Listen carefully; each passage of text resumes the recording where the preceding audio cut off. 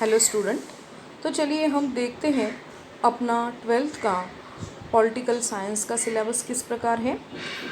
इससे पहले हम अपने किताब के फ्रंट पेज पर एक नज़र डालेंगे। तो यहाँ पर आप देखोगे तो आपको UNHRC का लोगो दिखाई देगा, इंडस्ट्रियल डेवलपमेंट दिखाई देगी, पर्यावरण की समस्या है, देश की रक्षा का प्रश्न है, वैश्वीकरण है। इन सब के बारे में हमें इस साल अपने इस पूरे सिलेबस में चर्चा करनी है। तो हम आज पहले देखेंगे अपना फर्स्ट लेसन, जिसका नाम है सन 1991 के बाद का विश्व। तो उससे पहले हम अपने अनुक्रमणिका पर एक नज़र डालते हैं। ये मराठी में है पर आपको मैं हिंदी में ट्रांसलेट करके बता रही हूँ। यहाँ पे आप देखोगे तो अपना पहला जो पार्ट है सन 1991 के बाद का विश्व, मतलब विश्व में जो परिवर्तन आए हैं 1991 के बाद, इस लेसन में हम उसके बारे में जानकारी लेंगे। दूसरा लेसन है सन 1991 के बाद की कुछ महत्वपूर्ण संकल्पनाएं हैं, तो जिसमें हमें वैश्वीकरण की संकल्पना की जानकारी खासकर लेनी है। थर्ड लेसन में हमें सन 1991 के बाद की कुछ महत्वपूर्ण संकल्पनाओं में मानवतावादी समस्या पर चर्चा करनी है। फोर्थ लेसन में हमें देखना है समकालीन भारत, मतलब सन 1991 के समकाल में भारत की जो समस्याएं थी उस पर हम चर्चा करेंगे, जिसमें हमें शांति है, स्थैर्य है, राष्ट्रीय एकात्मता के सामने कौन कौन सी चुनौतियाँ थी, इस सब के बारे में जानकारी हमें लेनी है। पांचवा लेसन हम देखेंगे समकालीन भारत, तो उसमें हमें सुशासन यानी लोक प्रशासन के बारे में चर्चा करनी है। और छठा लेसन है भारत और विश्व। तो इस तरह से हमें इन सब लेसन्स की जानकारी पूरे साल भर में लेनी है।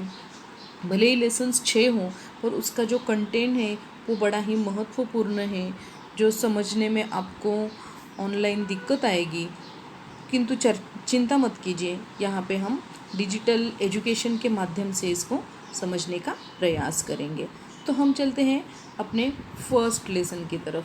अपना जो फर्स्ट लेसन है, देखिए इंटरनेशनल पॉलिटिक्स किताब का नाम है हमारे। तो अपना जो फर्स्ट लेसन है सन 1991 के बाद का विश्व। तो सबसे पहले हम इस लेसन में क्या क्या देखेंगे, इस पर चर्चा करेंगे।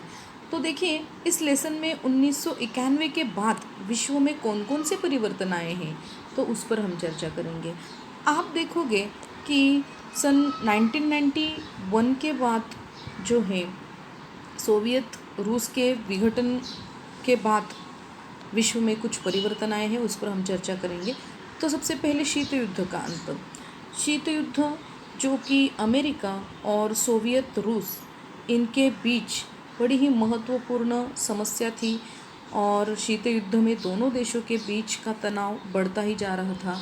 शीत युद्ध का अर्थ, शीत युद्ध यानी प्रत्यक्ष युद्ध नहीं होता। शीत युद्ध यानी द्वितीय विश्व युद्ध के बाद अमेरिका और सोवियत रूस के बीच जो तनावपूर्ण परिस्थिति बनी थी, अंतर्राष्ट्रीय क्षेत्र में दोनों देश अपना अपना वर्चस्व प्रस्थापित करना चाहते थे, तो इसी के कारण वो एक दूसरे के प्रतिस्पर्धी बने थे, और इसी परिस्थिति को कहा जाता है शीत युद्ध। शीत युद्ध यानी प्रत्यक्ष युद्ध नहीं होता। तो हम देखेंगे कि शीत युद्ध समाप्त हुआ सन 1945 में, जब द्वितीय विश्व युद्ध समाप्त हुआ, और तब शीत युद्ध की शुरुआत हुई, और बर्लिन की दीवार गिराने के बाद शीत युद्ध की समाप्ति हुई। तो सबसे पहले हम देखेंगे कि बर्लिन की दीवार बनाई क्यों गई थी। ये बर्लिन की दीवार किस तरह से दोनों देशों के बीच तनाव का कारण बने जा रही थी। तो आप देखिए यहाँ पे द्वितीय विश्व युद्ध में जो मित्र राष्ट्र थे, मित्र राष्ट्र यानी अमेरिका, इंग्लैंड, फ्रांस और सोवियत रूस, इन्होंने क्या किया कि जर्मनी का विभाजन किया, और इनमें से एक एक विभाग पर एक एक देश ने अपना अपना नियंत्रण लिया। फिर बाद में सोवियत रूस और मित्र राष्ट्रों के संबंध अच्छे नहीं रहे, फलस्वरूप जर्मनी शीत युद्ध का तनाव क्षेत्र बना। सन 49 में अमेरिका, इंग्लैंड और फ्रांस इनके नियंत्रण में जो क्षेत्र आया वो क्षेत्र जोड़कर पश्चिम जर्मनी की निर्मित हुई। और फिर उसके बाद पूर्व जर्मनी का जो प्रदेश है वो सोवियत रूस को सौंपा गया, जो पूर्व जर्मनी कहलाया गया। अब देखिए कि पश्चिम जर्मनी में लोकतांत्रिक पूंजीवाद था, वहाँ पर लोगों का विकास हो रहा था और वहाँ पर पूंजीवादी व्यवस्था होने के बाद वहाँ की जनता खुश थी उससे। पर पूर्व जर्मनी में साम्यवाद का प्रभाव था और साम्यवादी शासन के प्रतिबंधों से पूर्व जर्मनी के अर्थात पूर्व बर्लिन के जो लोग हैं वो तंग आ गए थे और वो क्या कर रहे थे, पश्चिम बर्लिन में स्थलांतर कर रहे थे। तो इसीलिए सन 1961 में पूर्व जर्मनी में अर्थात पूर्व बर्लिन में एक रातों रात दीवार बनाई गई जो कहलाई जा रही है बर्लिन की दीवार। और रातों रात बनाई गई इस दीवार से फिर लोगों को पता चला कि अरे ये जो है हमारे बीच तनाव का एक प्रतीक बनकर रह जाएगी। तो इस वजह से साम्यवादी विचारधारा और पूंजीवादी विचारधारा अर्थात अमेरिका और सोवियत रूस इनके बीच ये बर्लिन की दीवार तनाव का कारण बनी। अब देखिए तनाव कैसे कम हुआ। तो इसके लिए मिखाइल गोर्बाचेव जो कि सोवियत रूस के अंतिम अध्यक्ष थे, इन्होंने अपने कालखंड में ग्लासनोस्त और पेरियस्त्रिका इन दो विचारधाराओं से कुछ परिवर्तन लाया। वहाँ की साम्यवादी जो प्रतिबंध थे उनको शिथिल किया और इस तरह से सन 1985 के बाद सोवियत रूस में कुछ परिवर्तन होने लगे और इस तरह से सन 1989 में बर्लिन की दीवार गिराई गई और सोवियत रूस के कुछ देश इससे खुश हुए। उन्होंने भी अपने स्वतंत्रता की मांग की। परिणाम ये हुआ कि सोवियत रूस का विघटन हुआ और शीत युद्ध का अंत ये भी सोवियत रूस के विघटन के लिए एक अच्छा प्लस पॉइंट रहा और इसी से सोवियत रूस की जो अंतर्राष्ट्रीय महासत्ता बनने की जो इच्छा थी वो यहीं पे थम सी गई और इस तरह से सोवियत रूस से विघटित होकर 15 देशों की निर्मित हुई, जो कि आप देखोगे यहाँ पे कज़ाकिस्तान है, यूक्रेन है, जॉर्जिया है, आर्मेनिया है। ऐसे जो 15 नए राष्ट्र हैं इनका उदय हुआ। तो अब हम देखेंगे अपना इस पाठ का जो पहला सवाल है। तो देखिए आपको सवाल ऐसे पूछा जा सकता है कि सोवियत रूस के विघटन के परिणाम स्पष्ट कीजिए, या फिर आपको इस तरह का भी प्रश्न पूछा जा सकता है कि सन 1991 के बाद विश्व में हुए परिवर्तनों को स्पष्ट कीजिए। तो सबसे पहले हम पॉइंट देखेंगे नए राष्ट्रों का उदय। नए राष्ट्रों का उदय सन 1991 के बाद सोवियत रूस के विघटन के बाद साम्यवाद का प्रभाव कम हुआ और विश्व में नए राष्ट्रों का उदय हुआ, यानी अमेरिका एकमेव महासत्ता बनी। और सोवियत रूस के विघटन के बाद आप देखोगे तो लिथुनिया है, कज़ाकिस्तान है, यूक्रेन है, ऐसे जो नए देश हैं उन्होंने सोवियत रूस से स्वतंत्र होकर अपना नया राज्य स्थापन किया।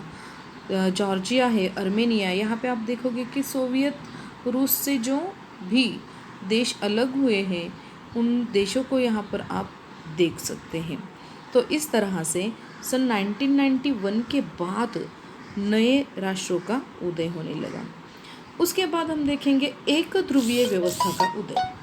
एक ध्रुवीय व्यवस्था यानी सोवियत रूस का तो विघटन हुआ, अब अमेरिका विश्व में एकमात्र महासत्ता बनी। तो अमेरिका एकमात्र महासत्ता बनने के पीछे उसको इंटरनेशनल पॉलिटिक्स में कोई भी स्पर्धक नहीं बचा था, इसलिए एक ध्रुव यानी विश्व में अमेरिका का ही वर्चस्व स्थापन होता हुआ हमें दिखाई देगा। तो इस तरह से एक ध्रुवीय व्यवस्था का उदय सन 1991 के बाद होने लगा। फिर हम देखेंगे मानवाधिकार और मानवतावादी हस्तक्षेप।